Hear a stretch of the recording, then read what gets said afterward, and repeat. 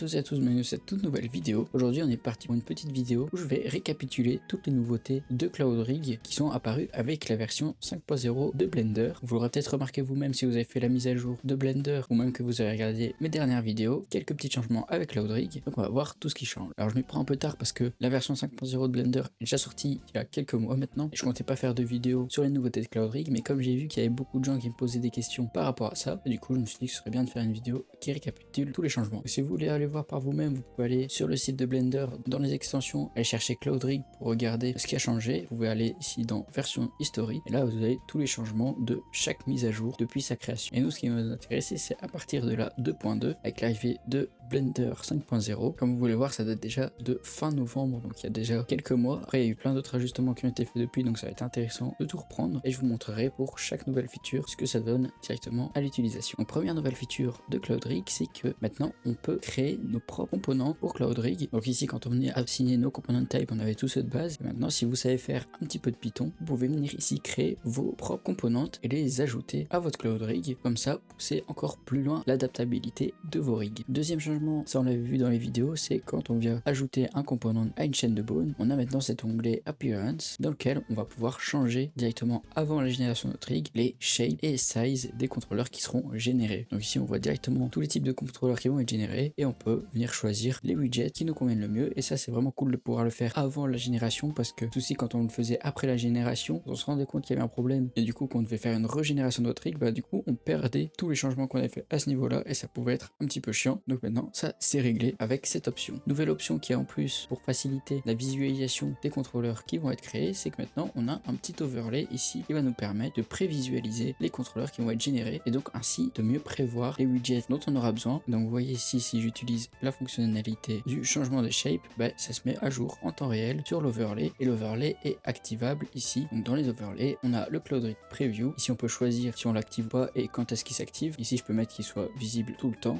Et du coup on voit toute la prévisualisation des bones qui vont être générées. Et le mieux c'est de le laisser par défaut, que ça s'affiche uniquement sur les bones sélectionnées. Vous pouvez gérer l'opacité des prévisualisations et la densité des pointillés de celle-ci. Et vous pouvez aussi faire en sorte que ce soit pas des pointillés, qui est directement le contrôleur en entier qui soit prévisualisé. Je préfère quand même l'avoir en pointillé étant donné qu'il n'est pas déjà existant. Et comme ça on a l'option activable en fonction de nos préférences. Quatrième nouveauté, on a l'ajout d'un component type qui sera le spine cartoon et qui viendra en fait remplacer le spine squashy. Ce sera la même chose, c'est juste une version plus récente et améliorée de la spine squashy, mais pour ceux qui sont habitués à la spine squashy, elle existe toujours et vous verrez que si vous essayez d'utiliser la spine squashy, il va vous mettre un petit attention pour dire que ce composant n'est plus utilisable. Donc ça c'est si vous êtes sur les versions 5.0 ou au-dessus, vous pouvez plus utiliser celui-là parce qu'il y a le nouveau qui vient le remplacer, et ce composant qui vous sera utile pour tous vos personnages un peu plus cartoon qui ont besoin d'une spine. Donc par exemple comme ici un quadrupède, j'ai besoin de faire une spine, mais comme c'est un personnage un peu cartoon, ce composant là va être idéal pour me permettre d'avoir quelque chose qui va être un peu plus smooth, pouvoir faire des déformations un peu plus cartoon, en fait c'est dans le nom tout simplement. Donc voilà pour cette nouveauté. Cinquième nouveauté, on a l'ajout du chain sphere, donc un nouveau composant que je vais pouvoir ajouter juste ici. Vous pouvez aussi le retrouver évidemment directement dans vos rigs en l'ajoutant en tant que composant. Quand on ajoute, voilà comment il se présente. On a un bone principal qui sera le parent des bones secondaires, et on a des bones secondaires ici qui vont fonctionner un petit peu comme un chain toon ou un face grid. Et donc ce nouveau composant il nous sera utile par exemple quand on fait un rig d'œil cartoon. Voilà comment ça va se présenter une fois généré. Ça va être le même setup que pour un œil, sauf que ici on aura des contrôleurs similaires à ceux d'un chain toon. Je ferai une vidéo dédiée où j'expliquerai plus en détail son fonctionnement. On pourra avoir comme ça un œil par exemple avec une paupière qui vient se contrôler de cette manière grâce à ce composant. Bon là c'est un petit exemple très rapide pour une vidéo un peu plus complète sur le sujet, mais comme ça au moins vous êtes au courant que ce composant existe et vous pouvez essayer déjà d'expérimenter avec. Sixième nouveauté, on a le curve spline qui se voit attribuer une amélioration. Le curve spline c'est le composant qui sert à riguer une curve. Donc par exemple si vous voulez riguer une chaîne ou une corde, ici en IK, parce qu'il existe aussi le simple curve with hoop, là c'est celui qui nous donne la fonctionnalité en plus d'être en IK. Et la nouveauté de ce composant c'est que maintenant on a une fonctionnalité de créer une chaîne FK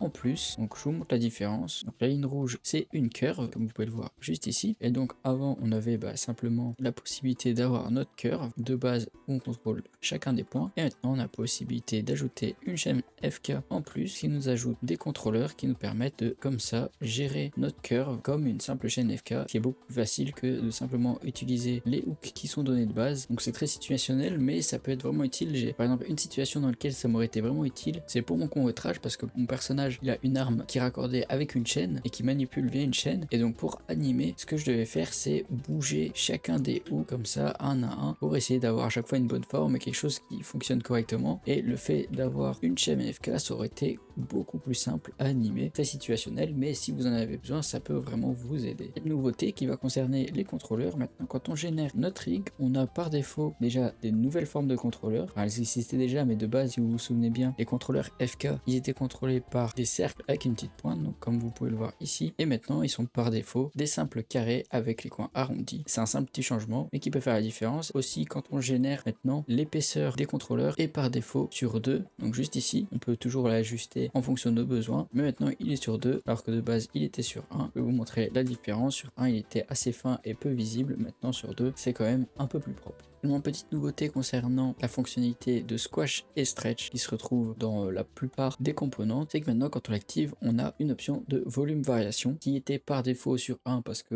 c'est la valeur de base, mais maintenant on peut choisir de la modifier. Donc je vais vous montrer la différence. Quand on la laisse sur 1 et quand on la met par exemple sur 3, si je vais générer mon premier rig et je vais le mettre sur 1, la valeur par défaut pour le deuxième rig. Donc ici on a le rig avec l'option activée sur 3, donc on voit que le volume il est limité entre guillemets, c'est-à-dire au bout d'un moment il va pas continuer à s'élargir à l'infini, tandis que ici la largeur de notre bone va évoluer de manière constante. Elle sera pas infinie, si on vient la mettre à 0 elle va pas s'étirer à l'infini, mais elle sera pas limitée. Donc je sais pas si vous voyez, la différence est quand même assez légère, mais en gros par défaut ça ressemble à ça. La variation de volume elle est constante, et quand on l'augmente, ici elle est passée à 5, la variation de volume elle se fait au début et ensuite elle se limite. Et si on la met à 0, il n'y aurait pas de variation de volume, notre bone il va rester à la même largeur peu importe ce qu'on fait. Petite nouveauté que j'ai oublié de préciser concernant les rigs overlay, c'est qu'on peut également gérer la taille des contrôleurs qui vont être générés. Donc ici déjà on a la preview de nos contrôleurs, et maintenant avec le raccourci qui se trouve juste ici, Shift Alt S, on va pouvoir gérer directement la taille des contrôleurs qui vont être générés. Ça c'est ultra pratique, surtout quand vous avez un rig comme celui de Evoli où il y a beaucoup de formes différentes, de changements d'épaisseur, etc.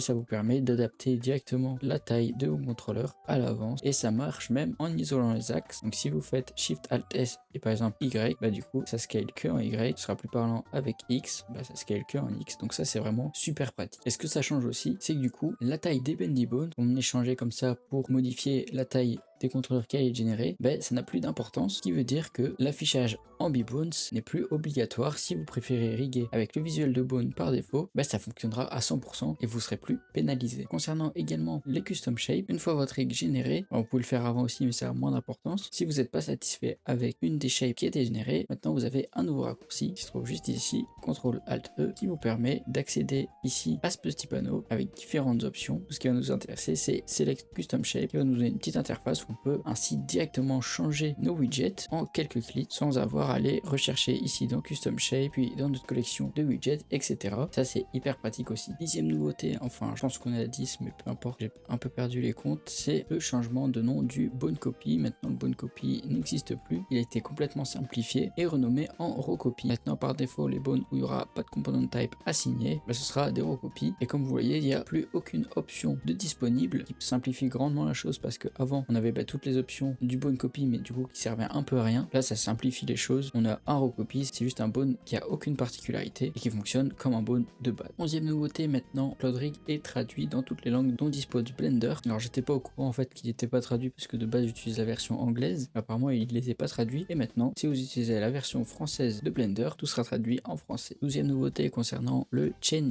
EK. Cloud Rig utilise un Soft EK qui permet de réduire le pop qu'on peut avoir avec les chaînes EK traditionnelles, et que quand notre chaîne passe d'une position où elle est un peu pliée à une position complètement tendue, il y a ce petit à-coup comme ça qu'on avait sur les versions précédentes. Maintenant c'est résolu, on n'a plus cet à-coup qui intervient quand on arrive à une pose tendue. Nouveauté numéro 13, ici un bel ajout qui va être le Curl Control. On va peut-être remarquer maintenant il y a deux nouvelles cases qui sont ajoutées dans les paramètres de la plupart de la chaîne FK, vont être le Curl Control et le Curl Itch, ce qui va nous être très utile quand on fait par exemple une queue ou des cheveux à un personnage. Ici si je viens générer, je vais vous montrer ce que ça donne. On a un contrôleur ici au bout de notre chaîne qui va nous permettre ainsi de tordre notre chaîne dans tous les sens sans devoir tout sélectionner un à un, être en individuel origine et gérer ça en faisant attention que certains ne soient pas trop pliés, etc. C'est un peu plus compliqué, on devait faire le mécanisme nous-mêmes par après, etc. Maintenant il est là par défaut et c'est top. J'ai utilisé d'ailleurs pour mon rig de Evoli, ici j'ai mon contrôleur qui me permet de plier la queue super facilement. On peut même l'ajouter aussi pour les oreilles, mais bon, ça ce sera suffisant. 14e nouveauté concernant le component du biped leg, déjà il est renommé en leg tout simplement, et on va avoir une nouvelle petite fonctionnalité qui va se retrouver juste ici, c'est le forefoot control, qui va nous ajouter un contrôleur. Ici on le voit pas parfaitement, donc je vais simplement générer la chaîne, vous voyez mieux, et ce qui va nous ajouter un contrôleur ici qui nous permettra de gérer les rotations en partant plus de la pointe du pied, nous limitant pas ainsi à simplement ce contrôleur ici. Visuellement ça t'apparaît peut-être un peu abstrait, mais c'est parce que normalement forcément vous avez votre pied qui vient ici comme ça, et donc ça vous permet en fait, de mettre le personnage sur la pointe des pieds, etc. Ça peut être utile dans certains cas, c'est une option en plus, donc c'est toujours cool. Voilà, c'était la dernière petite nouveauté de Cloud Rig depuis la mise à jour de Blender 5.0. Donc là je vous ai fait l'historique un peu des plus gros changements qu'il y a eu depuis les 7 derniers mois à peu près. Donc maintenant vous devriez être à jour. Évidemment il y a plein de trucs que j'ai pas cités comme des corrections de bugs et des ajustements de l'interface, etc. Des trucs qui n'ont pas vraiment d'impact quand vous riguez directement mais qui vous simplifient la vie. Ça je l'ai pas notifié, mais si vous êtes curieux vous pouvez aller sur le site que je vous montrerai en début de vidéo, donc le site de Blender sur la page de Cloud Rig, et là vous avez tous les résumés pour chaque mise à jour de tous les changements, toutes les petites améliorations, les petites corrections, etc. Donc si vous êtes curieux, n'hésitez pas à aller voir. En tout cas je trouve ça vraiment cool que Cloud Rig continue à s'améliorer comme ça petit à petit, qu'il fait devenir de plus en plus professionnel et de plus en plus agréable à utiliser. N'hésitez pas à me dire dans les commentaires si vous appréciez un petit peu ces nouveautés. Sachez que des fois il faut un peu changer nos habitudes et se réhabituer aux nouveautés, qui peut être un petit peu chiant au début, mais c'est toujours pour sur le long terme avoir plus d'efficacité et pouvoir pousser plus loin nos rigs. Donc au final c'est quand même une bonne chose. Dites-moi ce que vous en pensez. Également si vous avez des questions ou des recommandations ou peu importe, n'hésitez pas, j'essaierai d'y répondre. Et avant de finir cette vidéo, je vais remercier toutes les personnes qui passent sur mon Gumroad. Je vois beaucoup de gens qui prennent mes rigs, qui les achètent ou bien même qui supportent simplement en prenant des rigs gratuits, qui supportent. Donc je remercie tous ces gens-là. Ça me supporte vraiment, c'est super cool. C'est vraiment trop chouette. Et merci aussi à ceux qui regardent les vidéos. Ça me supporte vraiment, c'est trop cool. Je vais essayer de continuer sur cette lancée. En tout cas, j'espère que cette vidéo vous aura plu. Moi, je vous dis à la semaine prochaine pour une nouvelle vidéo. C'est tout pour moi.